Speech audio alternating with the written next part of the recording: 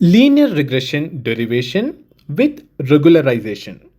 If you had seen the previous two lectures, this should be very simple for you because in the previous lecture we did derivation for multivariate linear regression, and in the one previous to that we had done for univariate linear regression, and this derivation is a very slight extension to what we did in the last lecture.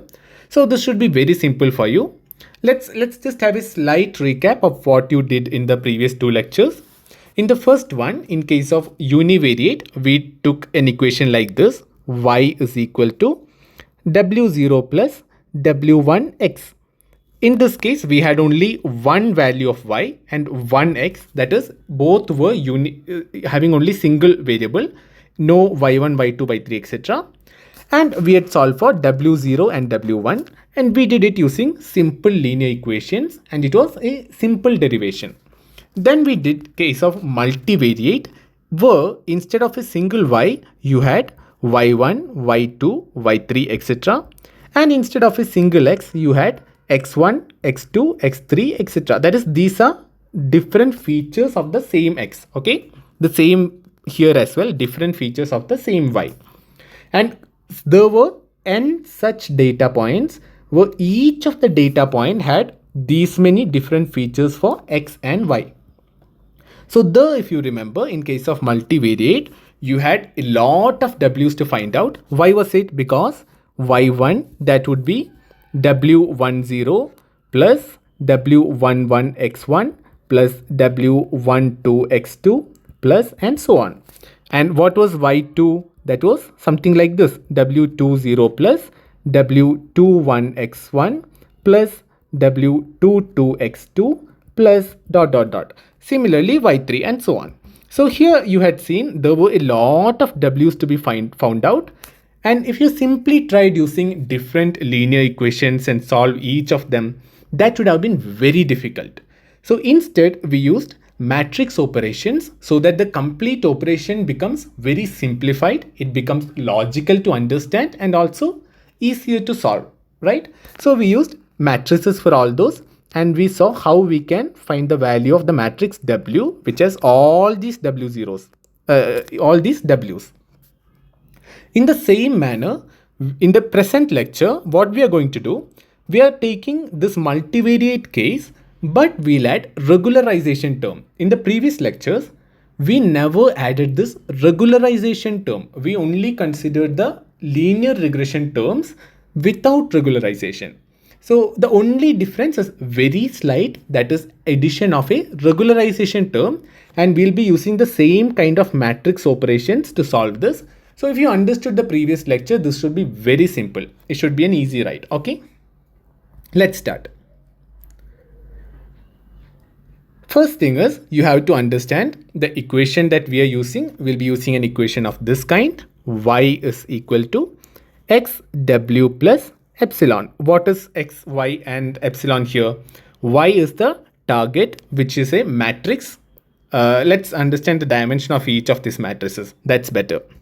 So if you remember the previous lecture, we had in detail talked about the dimension of each of these each of these matrices, and what is the significance of all those. So here we'll be going slightly quicker when compared to the last lecture.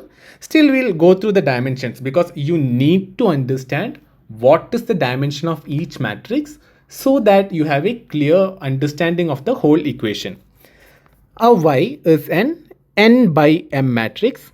And what is n and m here? N is the total number of data points. You have a total of n data points, and m is the number of features in y. That is, you will have y1, y2, y3 up to ym. So there are m different features in y, which is the target vector.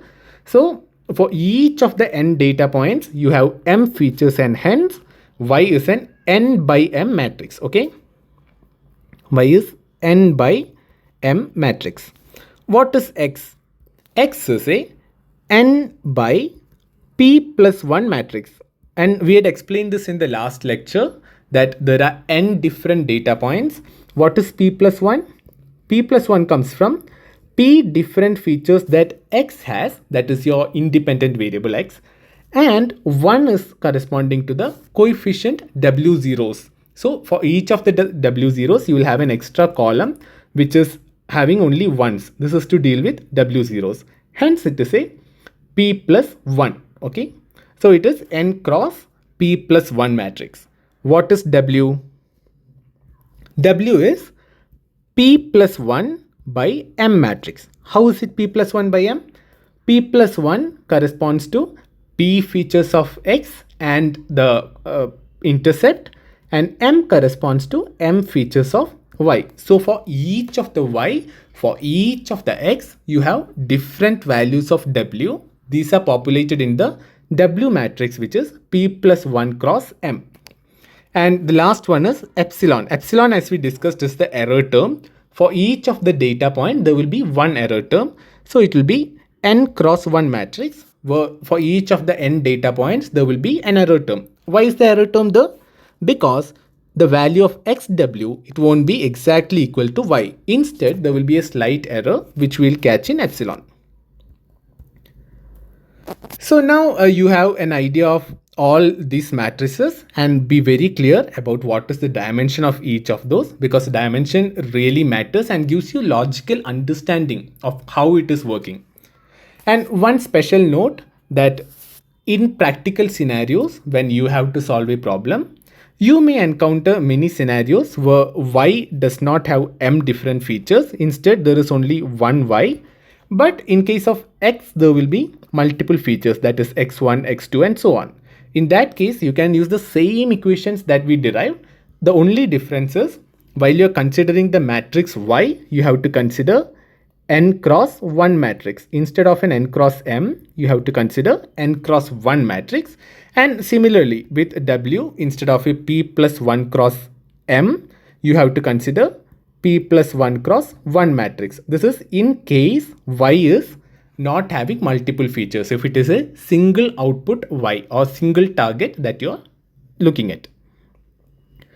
So with this much information, you are good to start with the derivation. So let us go towards the derivation. Just keep this matrix dimensions in your mind. Okay. So for the derivation, first thing is error function. Error function.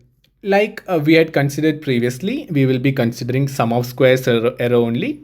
What is sum of squares error?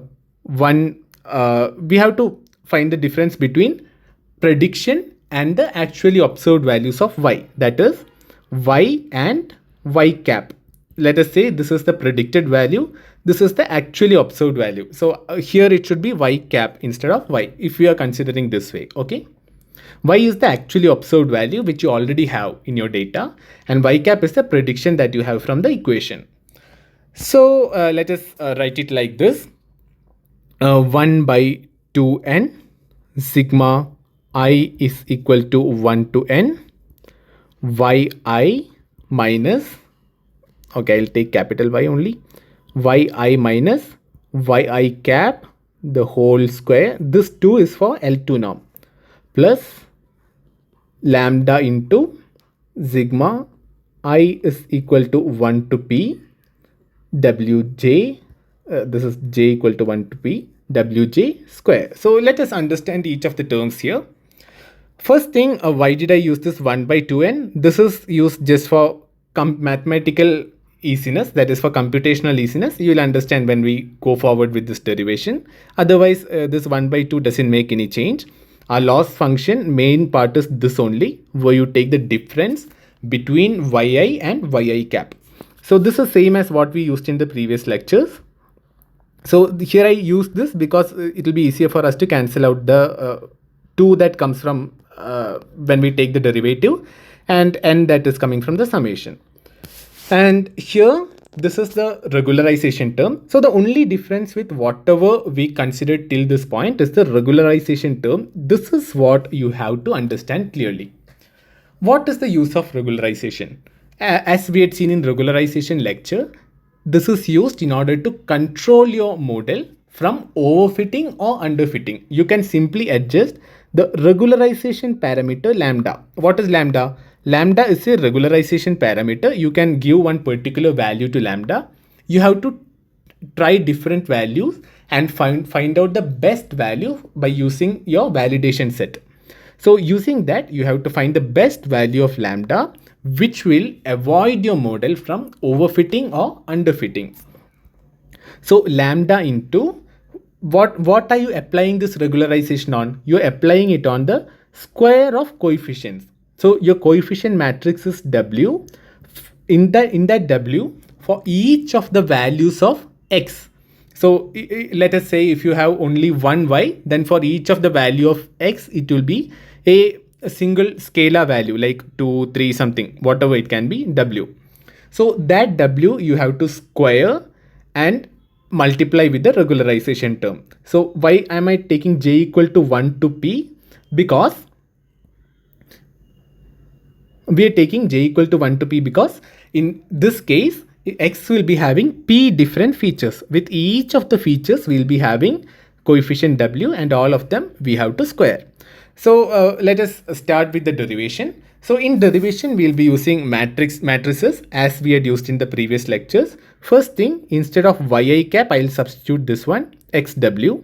So instead of yi, it will be xi into w. This is fine, right? Xi into w. Let us start the derivation.